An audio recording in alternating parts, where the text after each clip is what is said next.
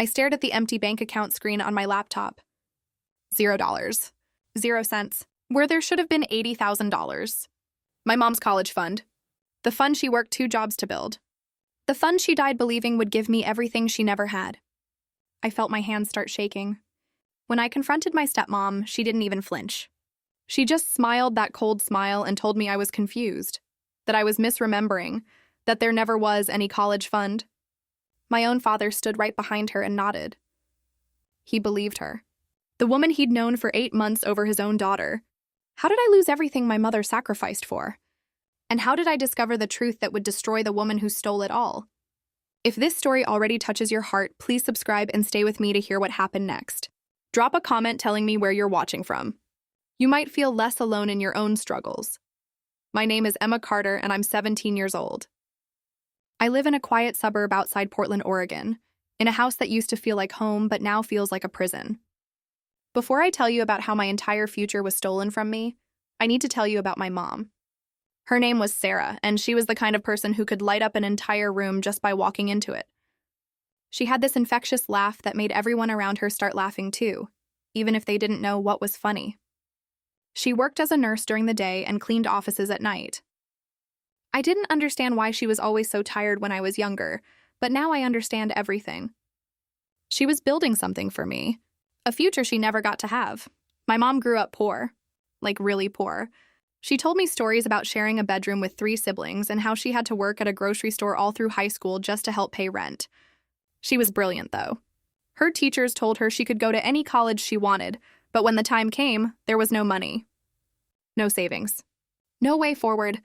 She had to watch her dreams disappear while her friends packed for college.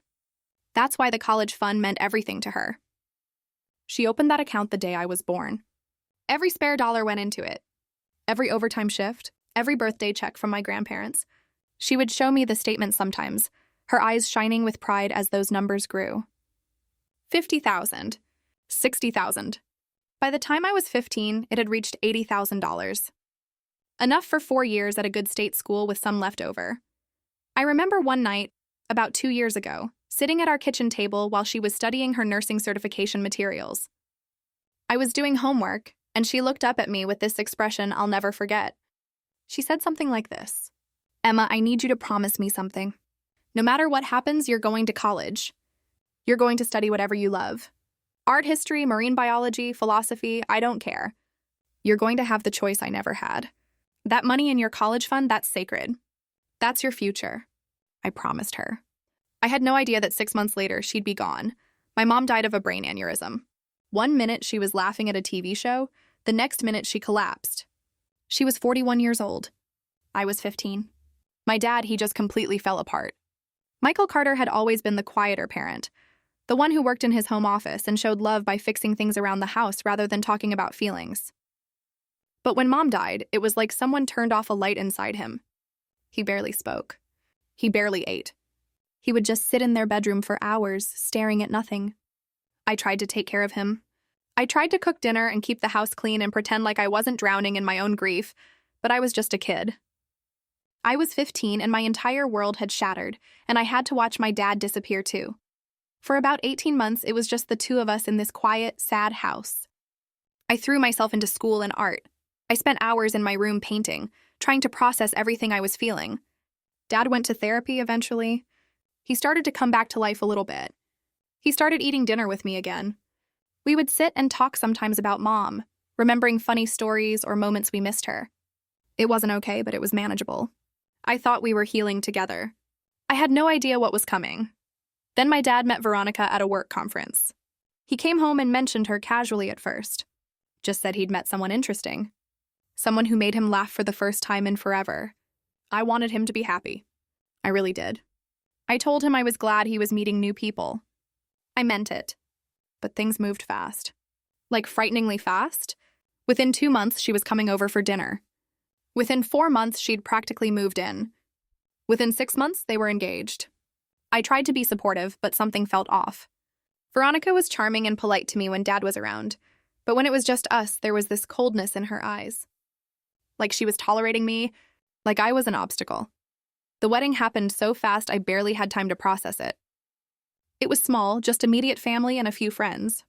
Veronica wore an expensive white dress and held my dad's hand and smiled for photos.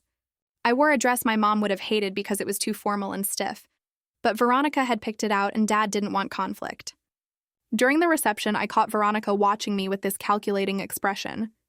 When I looked back at her, she smiled, but it didn't reach her eyes. I felt a chill run down my spine. I told myself I was being paranoid. I told myself I was just mourning my mom, and that was making me see things that weren't there. But I wasn't paranoid. I was right. That's when everything started to change. That's when my whole world fell apart and I realized the woman my father married was about to destroy everything my mother built. About 2 weeks after the wedding, I was in my room working on college applications. I was a junior, so I was starting to research schools and plan my future. I pulled up the bank account for my college fund to check the balance. I wanted to see which schools I could realistically afford. I logged in and my stomach dropped. The balance was $72,000. $8,000 were missing. I stared at the screen, my heart pounding. There had to be a mistake. I checked the transaction history. There was a transfer out to an account I didn't recognize. $8,000. Withdrawn 3 days after the wedding, I ran downstairs. My dad and Veronica were in the kitchen. I was shaking as I showed him my laptop screen. "Dad," I said, "there's money missing from my college fund. $8,000. He frowned and looked at the screen. Then he looked at Veronica. She barely glanced at it before shrugging.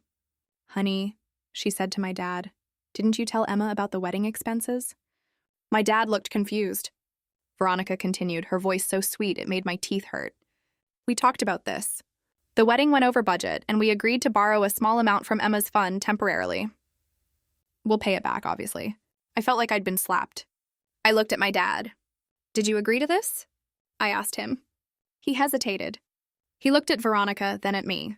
"Emma," he said quietly, "we discussed using some funds temporarily. It's not a big deal. We'll pay it back before you need it." I couldn't believe what I was hearing. That wasn't just some funds. That was my college fund, my mom's sacrifice. And I definitely wasn't part of any discussion. I tried to argue, but Veronica put her hand on my dad's arm and said something about how emotional teenagers can be. My dad just nodded. I went back to my room, numb. $8,000, gone, but it was temporary, right? They'd pay it back. I tried to convince myself that this was fine. This was just a misunderstanding. But 2 weeks later, I checked again. $65,000. Another $7,000 gone. Then 2 weeks after that, $58,000. Then $45,000. Every time I checked, more money was disappearing. And every time I confronted them, Veronica had an explanation. The roof needed emergency repairs. There was a medical bill from your dad's physical. We had to help with my mother's expenses. And every single time, my dad believed her. Every single time, he told me I was overreacting. That I was being selfish. That Veronica was family now, and families help each other. Within 3 months, the account balance was down to $30,000. Half of my college fund, gone. I was panicking. I tried to show my dad the transaction history, but he barely looked at it. He just said Veronica was handling the finances now and that she knew what she was doing. When I asked when they'd pay it back, he got irritated. "Emma, you're not going to college for 2 years. We have time. Stop being so suspicious. It's insulting to Veronica. She's your stepmother. She cares about you, but she didn't care about me." I could see it in her eyes every time we were alone. One afternoon, I came home from school early because track practice was canceled. I walked into the kitchen and Veronica was on the phone, standing by the window. She didn't hear me come in. I heard her say something like this into the phone. "It's going perfectly. The husband is completely under my control and the daughter's just a kid. No one's going to believe her over me. Another few months and I'll have everything." I froze. My blood ran cold. She was talking about us, about me. I backed out of the kitchen quietly and went to my room, my heart racing. I didn't know what to do. Who was she talking to? What did she mean by everything? That night at dinner, I tried to bring it up casually. I said something like, "Veronica, I heard you on the phone today. You sounded stressed. Is everything okay?" She didn't even flinch. She just smiled at me and said, "Oh, sweetie, I was talking to a friend about a work project. Nothing for you to worry about." My dad nodded and changed the subject. I felt like I was losing my mind. Was I overreacting? Was I imagining things? But the numbers didn't lie. My college fund was disappearing, and no one was stopping it. By the time I was a senior, 3 months into the school year, the account had $15,000 left. $65,000 had vanished in less than 9 months. I was desperate. I went to my guidance counselor at school. His name was Mr. Davies, and he'd always been kind to me. I told him everything. I showed him the bank statements. He looked concerned, but he was careful with his words. "Emma," he said, "this is a complicated family situation. Technically, your father has legal control over that account until you're 18. Unless there's evidence of fraud or illegal activity, there's not much anyone can do from a legal standpoint." But he gave me the name of a free legal aid clinic and told me to document everything. Save every statement. Save every conversation. Make a paper trail, so I did. I started screenshotting every transaction. I started recording conversations on my phone when I confronted my dad and Veronica. I saved every text message. I felt like a spy in my own home, but I was terrified. This was my future.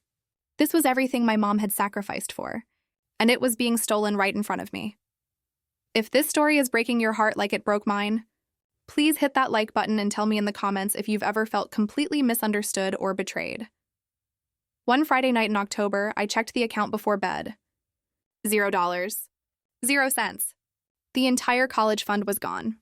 $80,000. Wiped out. I sat on my bed, staring at my laptop screen, unable to breathe. I felt like my chest was caving in. Everything my mom had worked for. Every double shift. Every sacrifice. Gone. I started crying so hard I thought I might throw up. I had never felt so powerless in my entire life. I was 17 years old, and my entire future had just been stolen from me. I went downstairs. My dad was watching TV in the living room. Veronica was sitting next to him, scrolling through her phone. I stood in front of the TV, holding my laptop. "The college fund is empty," I said. My voice was shaking. "Every single dollar is gone." My dad looked up at me, annoyed. "Emma, not this again. I'm tired of you constantly accusing Veronica." She looked up at me with this expression of fake concern. "Sweetie," she said, "I don't know what you think you're seeing, but there is no college fund. Your mother never had time to save that kind of money. You're misremembering. I felt like I'd been hit by a truck." "Misremembering?" I said, my voice rising. "I have bank statements. I have records going back years. She worked 2 jobs to save that money." My dad stood up, his face red. "Enough, Emma. Your mother loved you, but she was always struggling financially. There was never $80,000. You've built up this fantasy in your head, and you need to let it go." I started crying again, harder this time. "You're lying," I said. "Or she's lying to you. That money existed. I watched it grow my entire life." Veronica stood up too, putting her hand on my dad's shoulder. "Michael," she said softly, "I think Emma needs to see a therapist. This level of delusion isn't healthy. She's clearly struggling with grief, and it's manifesting in these false memories." My dad looked at me with something like pity. "We'll make an appointment," he said. "Emma, I love you, but you need help." I looked at both of them, and I realized something horrible. They were gaslighting me. Veronica had convinced my dad that I was crazy, that I was making everything up. And he believed her. He chose her over me. Over his own daughter. Over the truth. I ran back to my room and locked the door. I curled up on my bed and cried until I had no tears left. I felt so alone. So completely and utterly alone, but then I got angry. I thought about my mom. I thought about how she never gave up, even when things were impossibly hard. I thought about how she would have fought for me. And I decided I was going to fight back. I was going to find proof. I was going to expose Veronica for what she really was. I didn't know how yet, but I knew I couldn't give up. I owed that to my mom. I owed that to myself. The next day, I went to my best friend Riley's house. Riley Chen was the kind of friend who would help you bury a body without asking questions. She took one look at my face and pulled me inside. I told her everything. She listened, her expression getting darker and darker. When I finished, she said something I'll never forget. That woman is a con artist. This isn't grief. This isn't family drama. This is theft. And we're going to prove it." Riley was a tech genius. She spent her free time learning about cybersecurity and coding. She looked at me seriously. "Do you have access to Veronica's computer or phone?" I shook my head. "She's really careful. Never leaves them unlocked." Riley nodded. "Okay, then we go old school. We investigate. We find out who this woman really is. We started with social media." Riley pulled up Veronica's Facebook, Instagram, and LinkedIn. She had hundreds of photos and posts, but something was weird. None of her posts went back more than 3 years. Riley frowned. People don't just delete their entire digital history unless they're hiding something. She started digging deeper, looking at tagged photos and comments from other people. Then she found something. A photo from 6 years ago, tagged with a different name. Victoria Sullivan. Not Veronica. Victoria. Riley's eyes widened. She said, I think your stepmom has been using different names. This is her. Same face, different hair, but same person. And look at this. She pointed to a comment on the photo from a woman named Jennifer Morrison. The comment said something like, Can't believe you showed your face here after what you did to the Reynolds family. You should be in jail. My heart started racing. Who's the Reynolds family? I asked. Riley started typing furiously. She pulled up public records, news articles, anything she could find. And then we found it, a news article from 5 years ago. Small town in Idaho, a woman named Victoria Sullivan had been arrested for fraud. She'd married a widower with 3 children, gained access to their finances, and drained over $100,000 from various accounts, including college funds for the kids. She disappeared before the trial and was never found. The article had a photo. It was Veronica. Older hair color, different style, but it was absolutely her. I felt dizzy. Riley kept digging. She found 2 more cases. One in Nevada 3 years ago. One in Arizona 2 years ago. Same pattern. Marry a vulnerable widower. Gain access to finances. Drain accounts. Disappear. She was a professional con artist. And she'd done this to 3 other families before mine. She'd stolen from other kids. Ruined other futures. And now she was doing it to me. I started crying again, but this time it was different. It was relief mixed with rage. I wasn't crazy. I wasn't misremembering. She was a criminal. A predator. And I had proof. Riley printed everything out. She made copies of the articles, the photos, the public records. We had documentation of her aliases, her arrest record, her pattern of behavior. We need to take this to the police, Riley said. Like right now? But I hesitated. What if my dad doesn't believe me? What if he thinks I forged all of this? Riley looked at me seriously. This is beyond your dad now. This is evidence of multiple crimes. The police have to investigate. And when they do, your dad will have to face the truth. That Sunday, Riley and I went to the police station. We asked to speak to a detective. A woman named Detective Ramirez sat down with us. She was probably in her 40s with kind eyes and a no-nonsense attitude. I told her everything, my voice shaking. I showed her the bank statements showing the missing $80,000. I showed her the articles about Veronica's past crimes under different names. I showed her the photos proving it was the same person. Detective Ramirez listened carefully, taking notes. When I finished, she looked at me with an expression of both sympathy and anger. Emma, she said, I believe you, and I'm going to open an investigation immediately. She explained that identity fraud, theft, and marriage fraud were serious crimes. She said they'd need to verify the connection between Veronica and Victoria Sullivan, but the evidence I'd provided was a strong start. She told me not to confront Veronica, not to tell my dad yet. Just act normal while we investigate. It could take a few weeks, but we will get justice for you and those other families. I left the police station feeling hopeful for the first time in months. But going home and acting normal was the hardest thing I'd ever had to do. I had to sit at the dinner table with Veronica, watching her smile and laugh and play the perfect wife, knowing what she really was. I had to watch my dad look at her with love and trust, knowing she'd destroyed me and he'd let her. Every day was torture, but I kept thinking about the other kids she'd done this to. The Reynolds children in Idaho, the kids in Nevada and Arizona. We were all victims. And if I could stop her, maybe I could prevent her from doing it to anyone else. 2 weeks later, Detective Ramirez called me. She asked me to come to the station with my dad. I knew what that meant.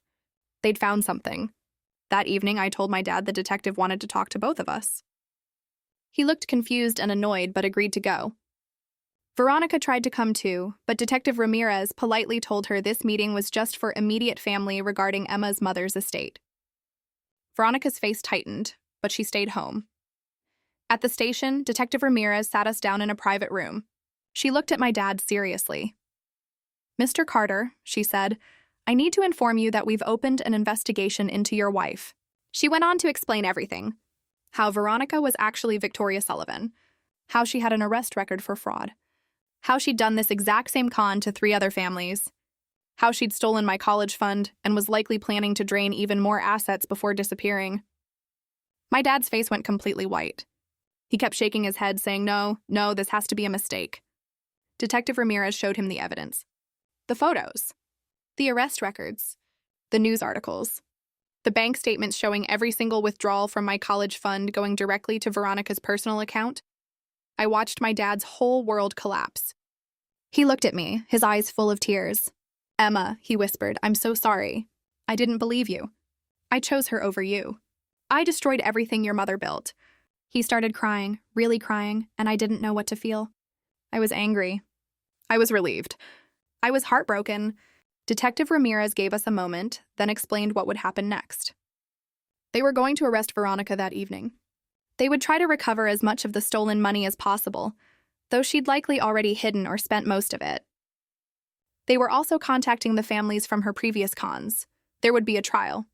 It was going to be a long process, but there would be justice. We drove home in complete silence.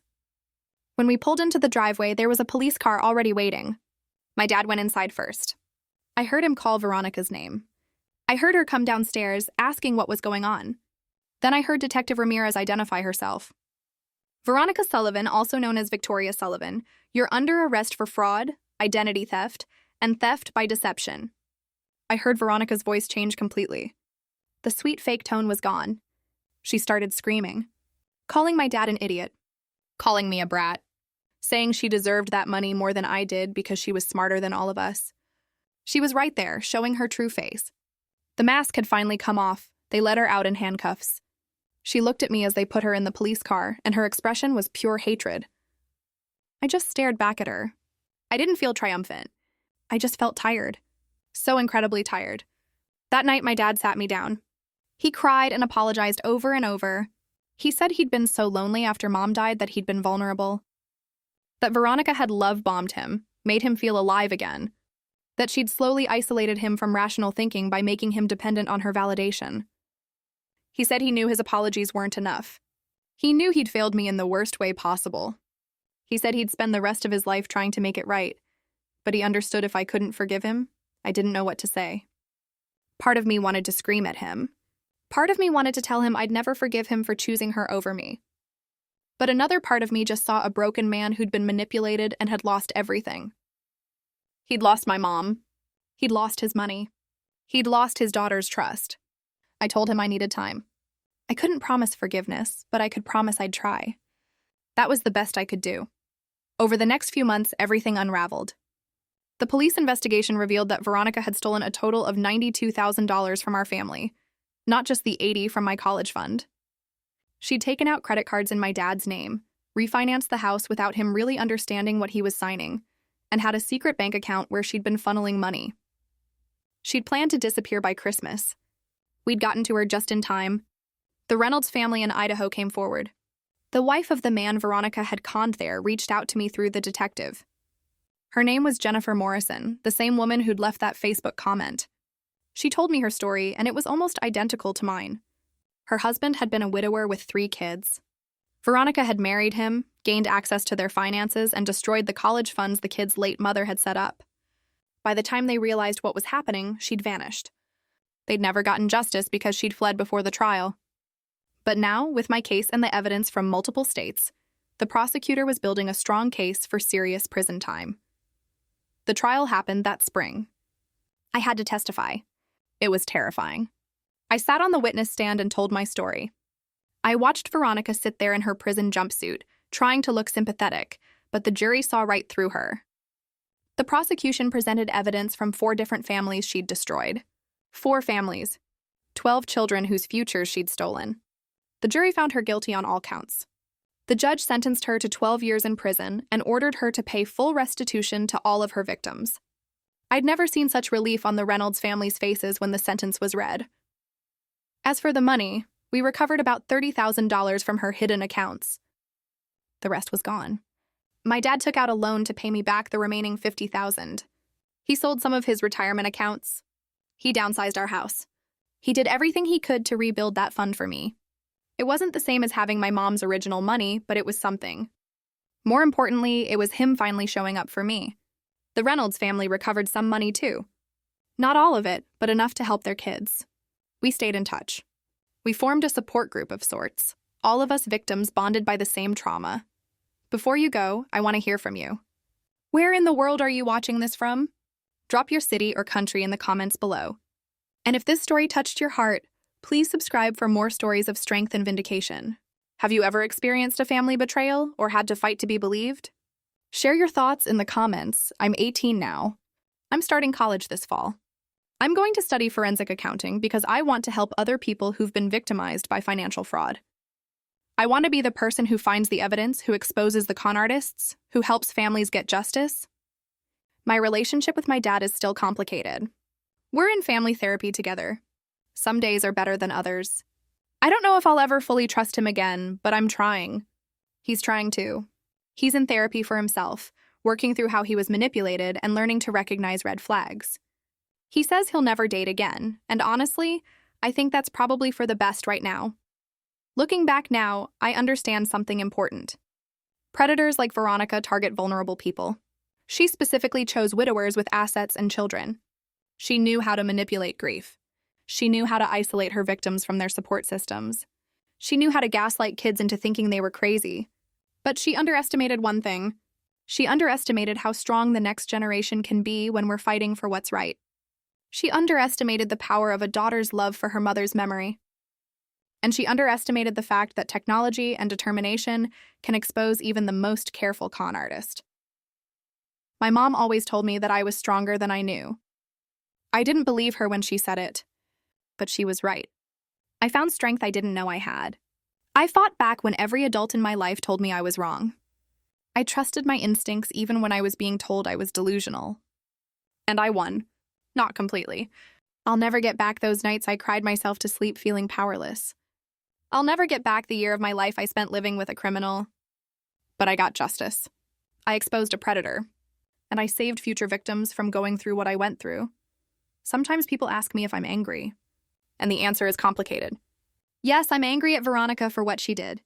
I'm angry at the system that let her victimize 4 families before she was finally caught. But I'm learning to let go of that anger because holding on to it only hurts me. She's in prison where she belongs. She lost everything. Her freedom, her fake identity, her ability to hurt anyone else. That's her consequence. My consequence is that I get to move forward. I get to go to college. I get to honor my mom's sacrifice by building the future she dreamed of for me. That's my vindication. The other day, I was going through some of my mom's old things. I found a letter she'd written to me, dated for my 18th birthday.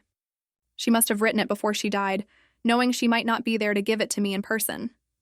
In the letter, she told me how proud she was of me. She told me that no matter what challenges I faced, I had everything I needed inside me to overcome them. She told me that her college fund wasn't just money. It was a symbol of possibility, of a future without limits.